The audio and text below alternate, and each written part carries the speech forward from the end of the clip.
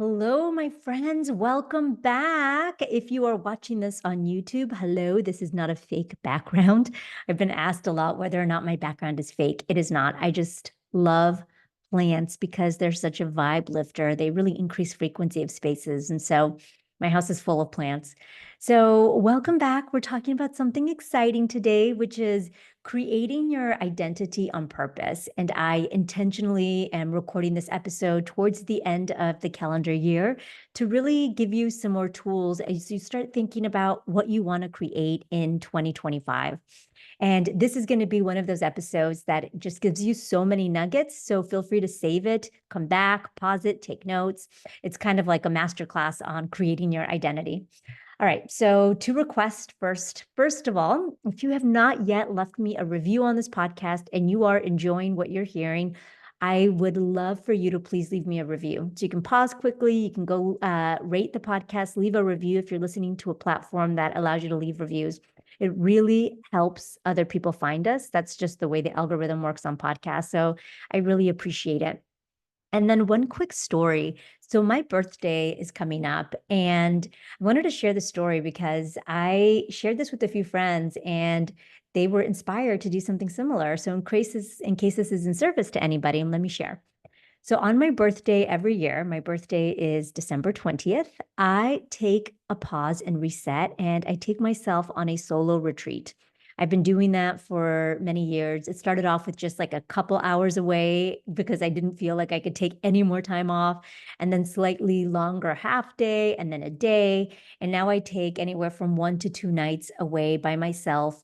And I go somewhere beautiful where I can enjoy the spa because I love spas, and also just take time to reflect on my year and journal and read a book and slow down. It's really a time for me to be with myself, slow down, and decide what I want to create, who I want to be in the next year. So, in case that's if service to anybody, that's what I do for my birthday. All right, so let's jump in, creating your identity on purpose.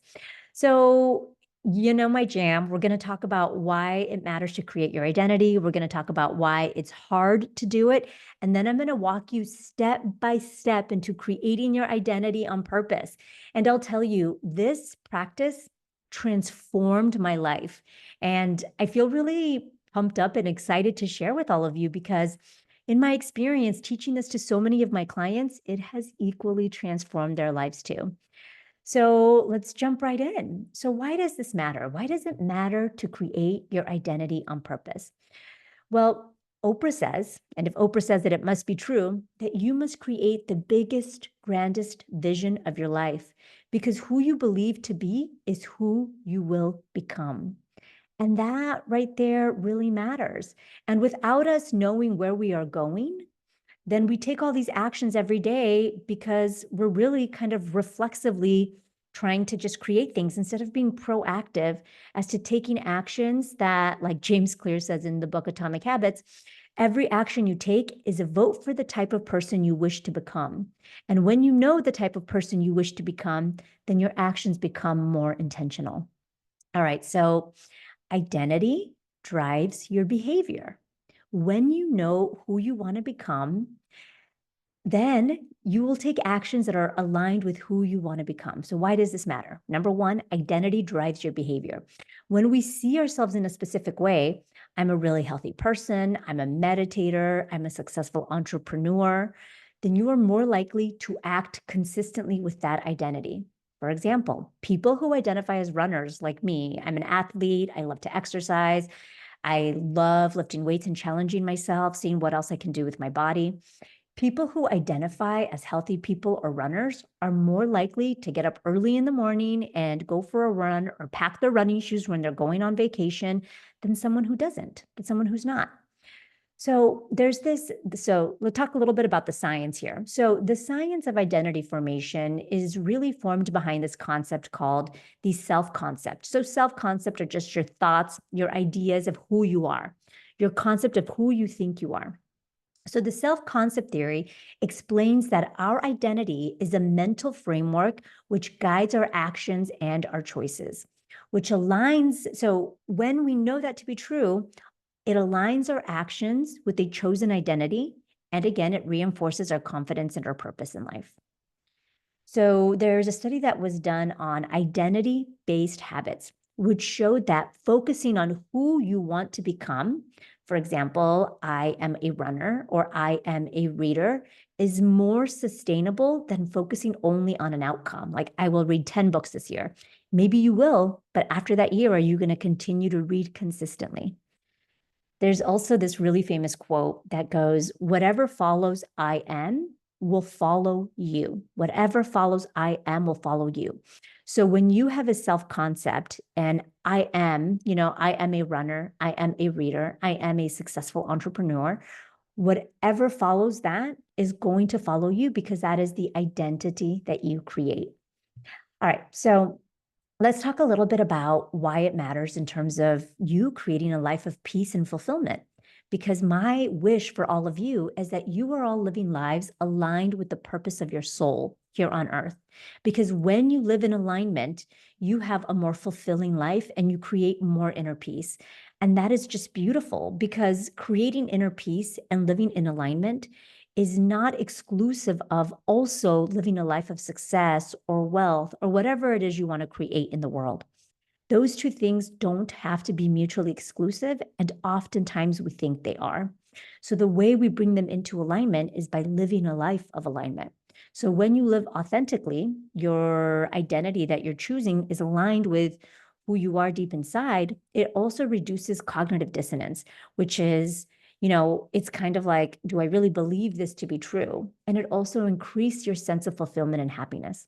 And when you're living a life that's misaligned, it's going to lead to stress, to burnout, to dissatisfaction, because you are taking actions against your integrity. And when you are taking actions against your integrity, it creates a stress response in your body. So let me give you an example of that for me. I used to say that I was someone who fully valued my family, family first. But had you looked at my calendar at any given day about 10 years ago, the only thing you would have ever seen in there was work. I worked all of the time. So what did that lead for me? In my mind, I thought I had some gains. I was achieving, I was doing all these things, but long term, it led to career dissatisfaction and burnout for me. And that was for me my moment of pause to say, hold on a second, am I living a life aligned with my values? All right, so that's why it matters to create the identity that you want to become and be really thoughtful and intentional. So why don't we do that? Why isn't it that we're just walking around doing that? So let's talk about all the reasons. Number one, and this is the most obvious reason, this has to do because of cultural and social conditioning. Okay, pretty obvious here, right? Many of us from a really young age have been told who we are supposed to be. You are supposed to be a doctor. You are supposed to be a lawyer, a teacher, a mom, whatever it is that we were supposed to be. And I don't know how many really smart, successful global leaders, entrepreneurs, physicians, lawyers that I have coached who became who they are because that they were told that that's what they were going to become, or they saw by example that that's what they were supposed to become. We are also highly influenced by our familial tribe, so our family or our family culture. For example, for me, as a first-generation Latina, I was told that I was always supposed to focus on my family first all the time. And that did not just include the nucleus of my family, that included my entire extended family, my tias, my tios, my aunts, uncles, cousins, everybody. Before I focused on anyone outside of my family, I had to focus on my family first, which was something that I definitely had to heal and work through when I married someone non-Latino, something I really had to work through to make sure that I was giving equal credence and importance to my nuclear family.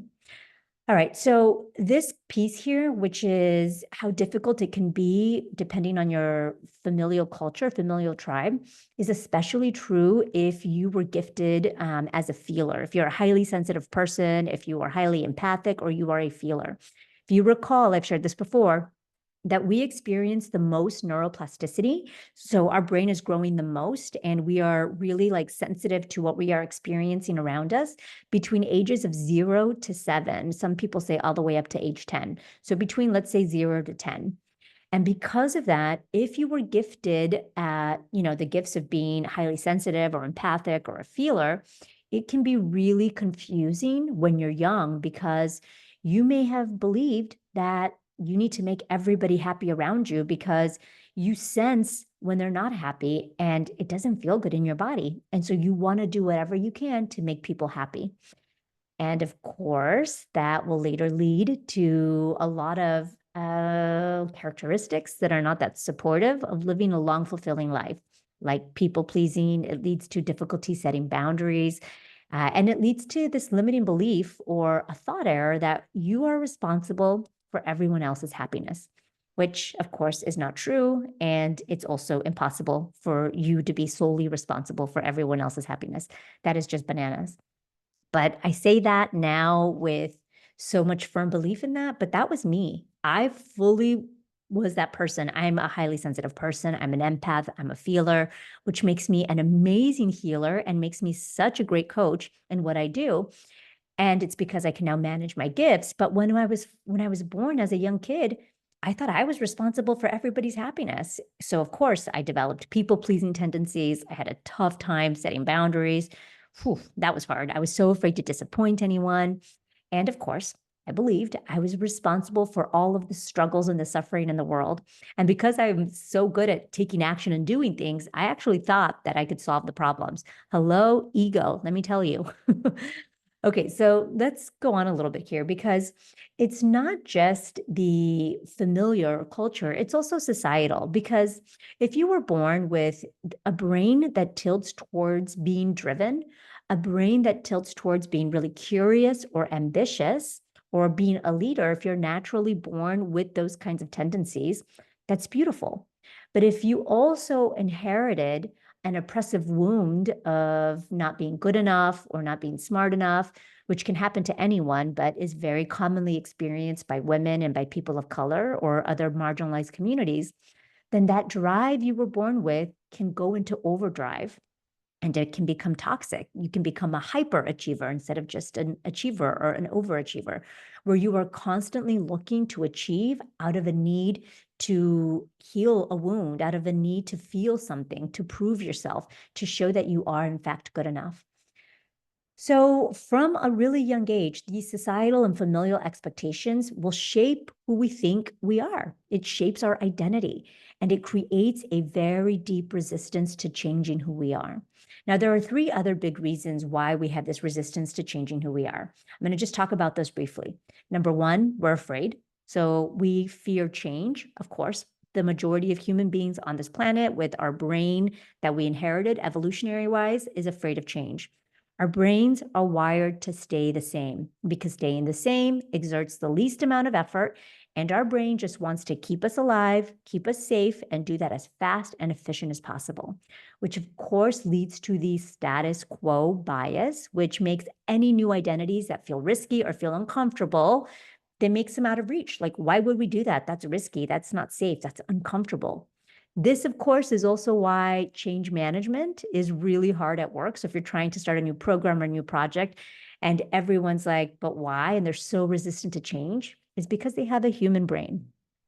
And the default way that our brain gets evidence of what is possible for us is by always going to the past. So if we're not really intentional about thinking about what's possible for us, then our brain is always going to go to the past. So if you've never done it before and now you have a new identity of who you want to become, your brain is going to tell you that's not possible. And of course, this is because sticking to patterns that we know to be safe have kept us alive. Like, if I eat a berry from this bush, I didn't die yesterday from eating that berry, so I'm not going to die today. So our brain sticks to these known patterns because it has ensured survival for us for thousands and thousands of years. But of course, now it is no longer in service to who we want to become, and it is holding us back. So the other big reason is that we think of our identity as a fixed mindset. What does that mean? It means that we don't believe that we can change. We believe that we are static, a belief that traits and abilities are static, and it prevents us from embracing the identity or the idea that our identity can evolve. But sweet friends, you have all heard of neuroplasticity, which is a fancy word to mean our brains are plastic. And that is the science that proves that our brains and our nervous systems can shape, shift, rewire, remold based on the inputs that we give it. Now, this is awesome, but it can also keep us stuck because if you have an identity that you are a procrastinator, for example, and you continue to practice thoughts like I'm a procrastinator, or I just don't do that because I'm not good at that, or I'm just taking my time because I procrastinate all the time, then you are feeding your brain that input, which means it's just strengthening those neural patterns, that neural wiring that proves to you what you already believe. Same thing goes if you believe that you're not a sharer, you're just not vulnerable. But we know from the growth mindset research, which comes from the brilliant Carol Dweck, that the way people reshape who they are is through growth mindset, through effort, and through learning. So we're going to talk a little bit more about how we adapt this into creating that identity for ourselves in just a bit. But the last reason why we don't change is because we don't think we can. So that's different than believing that you have a fixed mindset. Because if you just believed you had a fixed mindset and then I show you the literature on neuroplasticity, you might be willing to try. But if you don't believe you can, and I show you the research on neuroplasticity, you're still not going to believe you can. This is where sort of the imposter syndrome kind of creeps in. When you try to adopt a new identity, it might trigger self-doubt. So if, for example, you're trying to become a runner or run a marathon, but you've never run before, when it gets hard or when it gets uncomfortable, which it will, because it gets hard and uncomfortable for everybody, even me, and I've been running for a very long time of my life, then all of your self-doubt creeps in and you isolate yourself and you say, this is only because I'm bad at this, or because I stink at this, or I suck, or whatever, and I should just quit because I guess I'm just not a runner. When in reality, that's just not true, but the brain will go there. All right. So we talked about why it's important. We talked about what gets in the way. Now let's talk about my favorite. How do you actually do it? How can you create an identity on purpose? So the very first thing you get to do is define who you want to become. Define who you want to become. And when you think about who you want to become, I want you to create the biggest, most audacious identity that you can even believe in your bones, that you see out there to be true. And I also would just invite you to really create an identity that's authentic and in alignment with who you are. And how do you know it's authentic or in alignment with who you are? The way you know is because it feels good in your body. Your feelings are always your North Star. It's always your compass telling you are heading in the right direction. For example, I was born ambitious, curious, driven. I was born a leader. And if I say I want to become a CEO, let's say a CEO of a big finance firm or a big bank, ooh, that feels really restrictive in my body because that's just not my jam. That's not aligned with my values. But if I say, I want to become the CEO of a global service-based organization, that is starting to sink in. That feels a little bit better. That's how I know that that is in alignment. So try that for yourself and just really tune into your body. So another good way to think about who you want to become is to pause, because that could be really scary for people, and just choose one area in your life you want to improve. So how do you know where to start? What area in your life should you start with? A great way to start is by looking at your current results. Do I like the results I have with my physical health, with my personal relationships? Do I like the results that I have in my business or with wealth building? What is it? Where in your life do you not have the results that you like? And that's where we can start. We can start just there. And again, you want to create a big, audacious belief. I already told you the Oprah quote. And remember, if Oprah said it, it's true. So you want to make sure that when you are creating this belief for yourself, you're going to have to suspend doubt and suspend disbelief, because one trap that I see happen all of the time to my students is that as soon as I ask them to create the identity or the vision of who they want to become, they get really trapped in but it's impossible, but I've never been able to do that. So I'm going to pause you right there, and I'm going to tell you, you have a magic wand that allows you to suspend doubt and suspend disbelief and allows you to create the biggest, grandest vision of your life. What is that vision? What does it look like? Another really important reason why creating a big grand vision matters is because, and I'm going to give you an example from way back in my activist days. So when I was a grassroots organizer and an activist, I was organizing around a lot of issues, and a big one was access to healthcare access. And I would work with all organizations, both sides of the aisle. And one of the organizations, okay, no secret, I am progressive. I've always voted Democrat, but I'm a big progressive. So one of the organizations I used to work with was way to the other side of the left, like everyone, universal healthcare, single payer, everybody should have access, no doubt about it, slash all the other government budgets to make this possible because healthcare is a right. And there were organizations on the left that felt, I mean, on the right that felt very different. Now, what I saw that was so powerful was that these folks over here organizing around single payer, everyone should have access. They were PhDs, they had medical degrees and degrees in health policy. They were smart, they were from Harvard, and because they were so rooted in their belief of everyone should have access, healthcare access for everybody, single payer, healthcare is a right. And we would come to tables, round tables, where we were all organizing, creating health policy. Because they were so rooted in their belief and anchoring all the way over there, it slowly would move the needle inch by inch over to their side. I would often think, like, do they actually ever think we're going to get there? Do they think we're going to, in the United States, is it even possible to get there? Truth is, I don't know. I never asked them. But it didn't even matter because whether they believed it or didn't believe it, my sense is they probably believed it because they were going hard. That was their life's work. But they were moving the needle inch by inch over to their side. And that's what matters. So when you create a big grand vision of your life, you will slowly, inch by inch, start to move over towards that direction. The other thing that really trips people up when we talk about identity belief is timelines. So what I mean by this is, in my experience, when I tell you create a big vision for yourself, if you don't think it's possible in a year, you won't do it. But if I were to ask, is it possible in 5 years? Is it possible in 10 years? Then all of a sudden it's easier for people to dream bigger. So I'm just throwing that out there because I do not want you to get trapped here. All right. So once you create that big grand vision for your life or that one area in your life, then you get to reflect and visualize who this person is. Really sit and be like, okay, who is this person? How do they think? How do they feel? What's their relationship with their diet? What's their relationship with their workout plan? If it's wealth management, what's their relationship with money?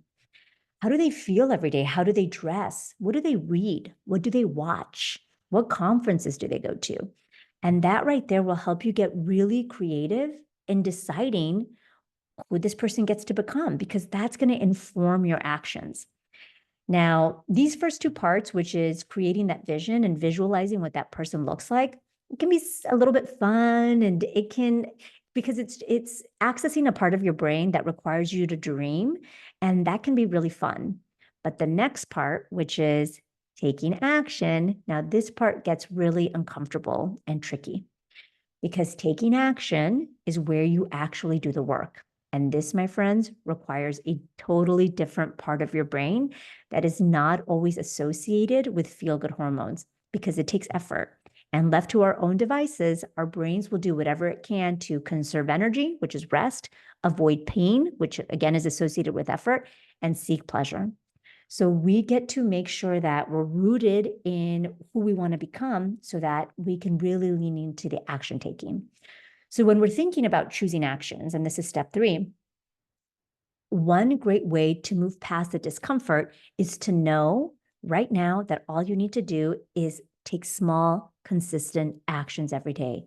1% change every day is all you need. And if you think about, well, let me give you an example of this. So what does this mean? If you decide you're going to focus on health, for example, and you decide I'm going to choose this workout plan and I'm going to do it every day for the next, 7 days in a row, every week for the rest of my life. That can feel really good, especially if you're a perfectionist or a high achiever, because you set big goals. That's who you are. But just know that if you've gone from 0, never working out in the last year, and now all of a sudden you're saying you're going to anchor and work out every day, that's going to be really hard for your entire brain, body, spirit to adapt to. So instead, choose a smaller goal. I'll work out 3 days a week, or I'll work out 10 minutes every day, something easy that I can just put into my life. There's research on habit formation that shows that these tiny little steps will compound into significant identity shifts. And that's what we want. Just trust that these small steps are going to create the vision that you're looking for. The other thing that I see really trip people up here is this thought that if I cannot create a really big, audacious goal, like 100% all the way, like I'm going to work out every day, then it feels like it's not good enough. And feeling like it's not good enough keeps you trapped from ever taking action. When the truth is that going from 0 to 100 can cause even overwhelm and cause you to get paralyzed and never start. But going from 0 to 3 or 0 to 5 feels way more manageable. And like Newton's law, objects in motion will stay in motion. So once you start, it's easier to keep going. The other thing that I want to just invite you all to do is, as you are creating this new vision for yourself, is start to decide how you are going to identify and shift from I want to be a runner to I am a runner, or I am learning to run every day, or I am learning to be a more consistent runner. If you want to be a writer, instead of I want to write, you say I am a writer. And if that's too much of a stretch for you and you don't believe that, then you can say, I am becoming a writer. Notice these words, I am becoming, I am learning to. That is all growth mindset. That's all Carol Dweck's words. And remember what the wise Yoda says, do or do not, there is no try. So to the best of your ability, eliminate try from your vernacular when it comes to who you are becoming. And lastly, just embrace the evolution. I have really seen that when we get started on something new like this that we've never done before, for example, let's say it's exercise for you and you fall off your plan or you have a setback, negative self-talk will immediately zoom in and people will quit right there because they feel like they failed. And instead, what I want you to just embrace is that it gets hard for everybody. And when you have a setback, just know that you're never going back to zero. You get to start from right where you left off. You are never the same person you were yesterday or a month ago. So just remember that you can start right where you are. And this is a great opportunity to practice self-compassion, which I teach you all about in episode 180. And lastly, your identity, who you are, who you choose to become, is fluid. So it's okay to periodically reassess, to adjust, because who you were at 25 is not who you're going to be at 50 or 60. And for me, I do this exercise every year on my birthday. Who is it that I am and who do I want to become? And that right there is how I continually push against any limitations I have and continually grow and become a better and better version of myself. All right, sweet friends, I hope you found this helpful. I am sending you all so much love and I will see you next week. Adios.